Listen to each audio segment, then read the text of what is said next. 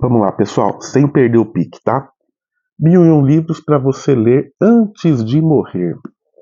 Aqui a editora é a Lisma, editora Lisma, não entendi. Ah, esse livro deve ser português.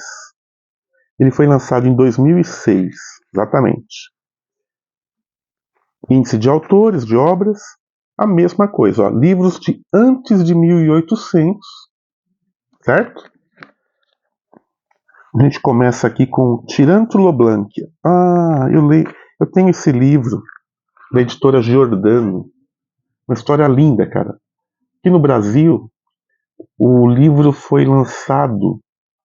A pessoa traduziu o livro, não conseguiu a editora e criou uma editora para lançar o livro, né? Editora Giordano. É um livro, um romance de cavalaria, a exemplo do Dom Quixote, né? Segue os mesmos moldes. Aqui no caso é um livro de 1490. E aí vai, ó, muitas fotografias. É muito bonito você ler esse tipo de livro, porque além das informações que são muito interessantes, tem toda essa parte visual, né?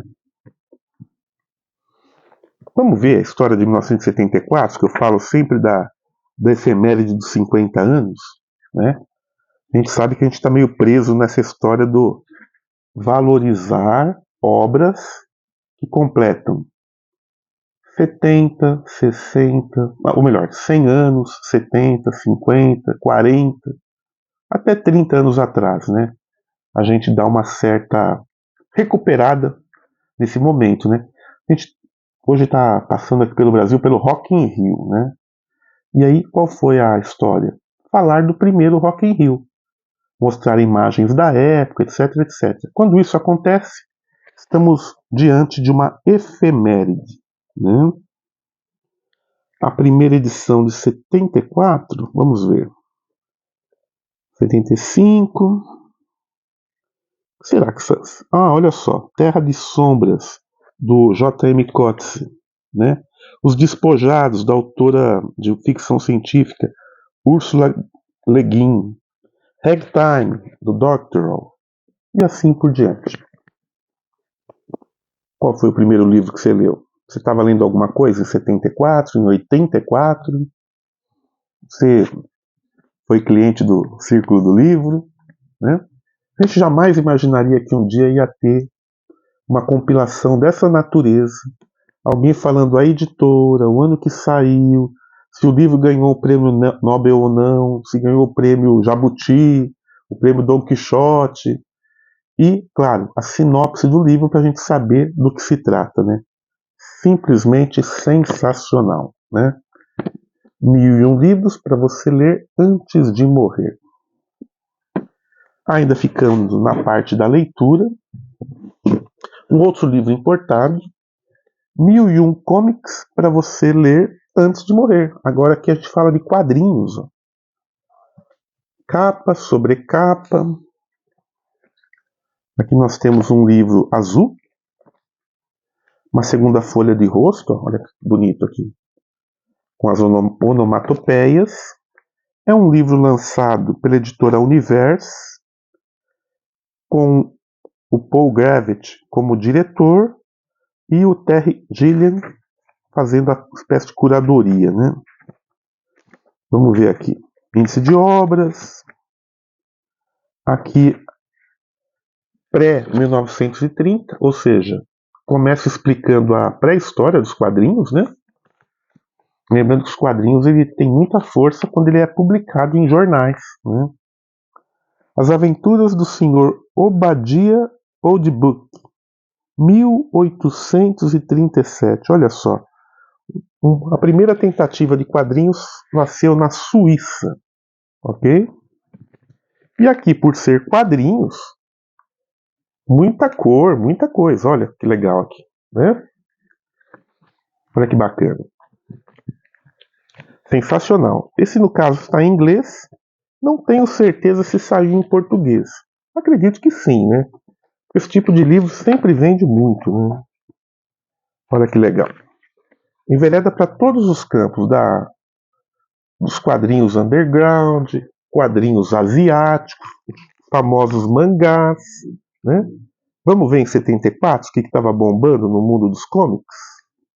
Vamos ver. O que será que nós tínhamos em 74 de relevante, editorialmente, graficamente falando? Vamos ver aqui.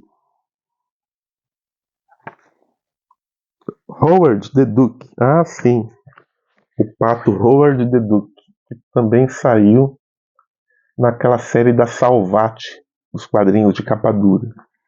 Legal isso aqui. Teve também uma versão cinematográfica. Bella the Bear, Jennifer, não conheço. Né? Quadrinhos ambientados na África, se não me engano. Thomas Hurt, Alberto Lobo, The Arctic Marauder. E aí já vamos para 75. Aqui o Loucas, olha que legal, do Hernandes. Né? Sensacional.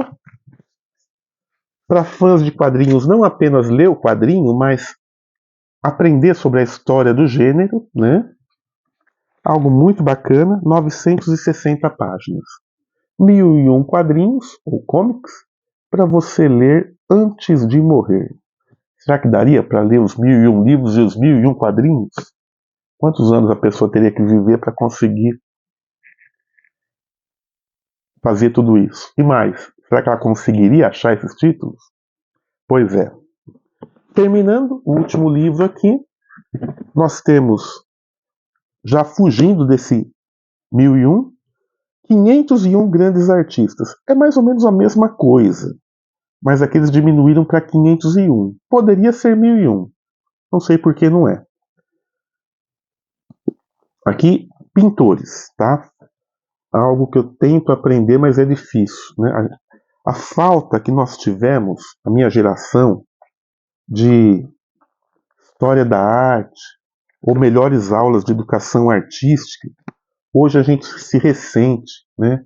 De não entender muito, ou pelo menos não tanto quanto deveria, da história da pintura, da história das artes plásticas, da música clássica.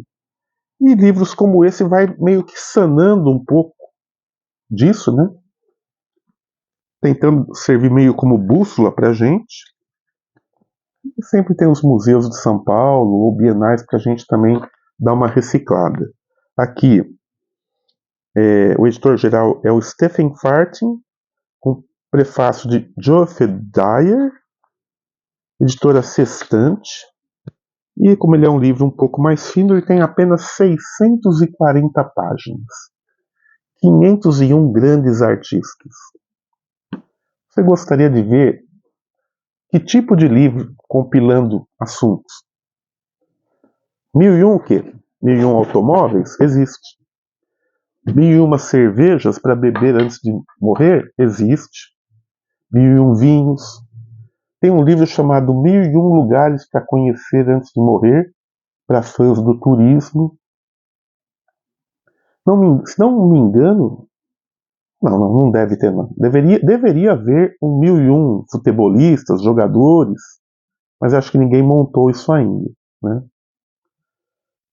Tá esperando alguém fazer. 1001 fanzines. Tem 1001 videogames também, bem interessante.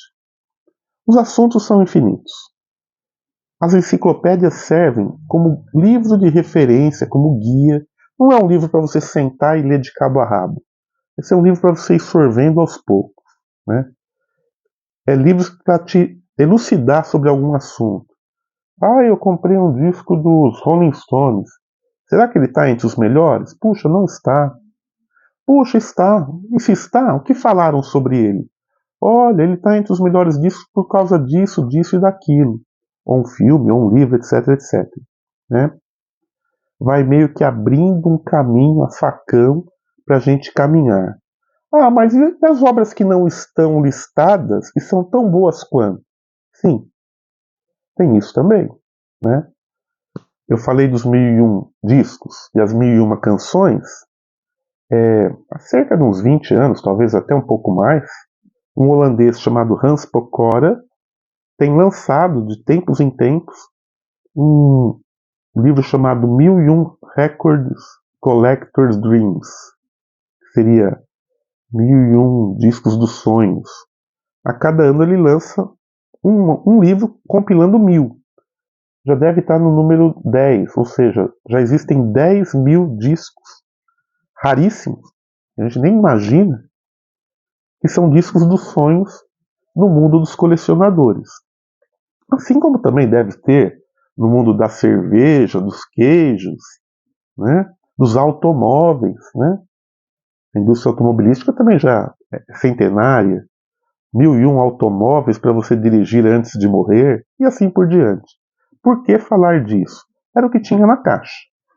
Né? Ao abrir a caixa, emergiu esses livros, e eu pensei, puxa, isso deve dar um assunto, né? Isso deve dar para a gente explicar alguma coisa. Eu ressinto um pouco que alguém não tenha feito algo parecido com um tema que para mim é muito caro, que são as revistas. Né? Eu gostaria de ver algo assim, tipo 1001 revistas para você ler antes de morrer. Não quadrinhos, revistas.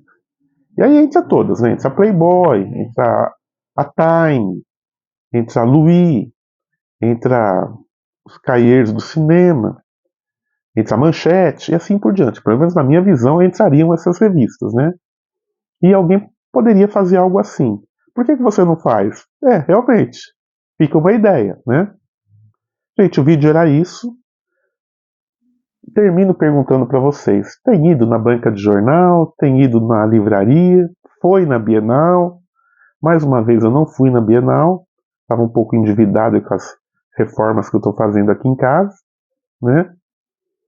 Mas sempre é interessante a gente ir montando a nossa discoteca, a nossa DVD-teca, a nossa biblioteca e a nossa quadrinhoteca, mais ou menos seguindo não apenas o nosso gosto, mas tentando fazer uma linha evolutiva, algo de uma importância histórica. Porque a gente lê, tem o prazer de ler, ouvir, assistir, que a gente gosta, e vai tendo um espectro, um caleidoscópio de como anda, né? Esse estilo, esse cinema, esse livro, a literatura, etc, etc. Tá? Estou um pouco cansado, as obras aqui estão caminhando. Por enquanto é o que tinha na caixa.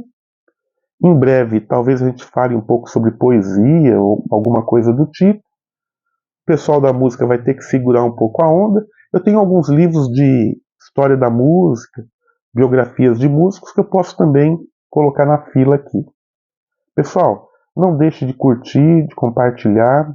Apresente esse canal para alguém. Quero agradecer a todos que estão participando e até quem caiu aqui de paraquedas pela primeira vez.